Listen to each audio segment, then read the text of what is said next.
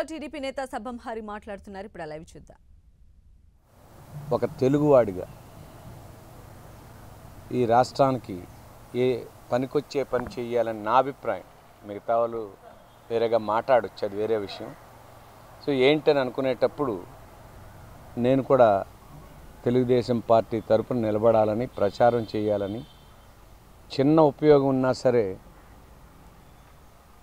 తెలుగుదేశం ప్రభుత్వం రావాలని, చంద్రబాబు గారి నాయకత్వంలో రావాలని పూర్తిగా నమ్మి ఈ ఎలక్షన్లో నేను పార్టిసిపేట్ చేయడం జరిగింది. నాకైతే తృప్తిగా ఉంది.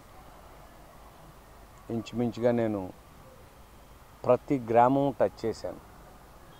ఆనందపురంలో కానీ, పద్మనాభ మండలంలో కానీ, భీమిలి రూరల్లో కానీ, భీమిలి కార్పొరేషన్ ఏరియా కానీ, భీమిలి మున్సిపాలిటీ ఏరియా కానీ, మన కార్పొరేషన్లో ఉన్నటువంటి మధురవాడ 4, 5, 6 వార్డులు కానీ, వాళ్ళు ఎన్ని ప్లేస్లకి పిలిస్తే అన్ని ప్లేస్లకు వెళ్ళి తిరిగి ఎలక్షన్స్ కంప్లీట్ చేయగలిగాను.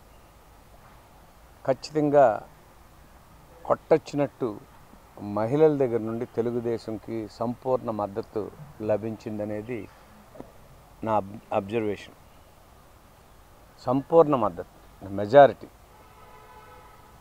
యువకుల్లో కొంత పవన్ కళ్యాణ్ వైపు, కొంత జగన్ వైపు కనిపించింది నా అబ్జర్వేషన్లో.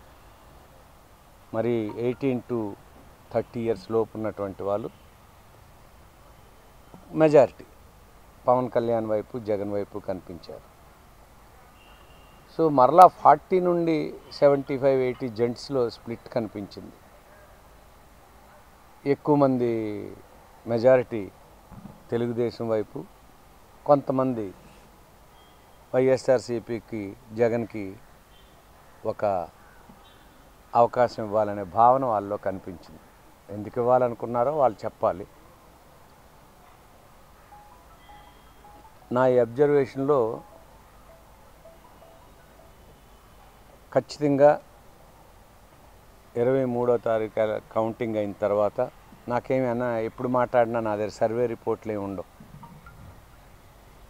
95% ఎప్పుడు నేను చెప్పింది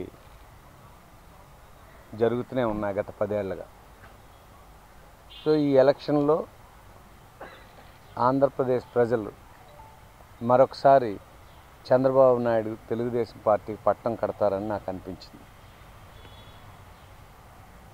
సో దానికి అనేక కారణాలు విజ్ఞతతో ఆలోచించారు.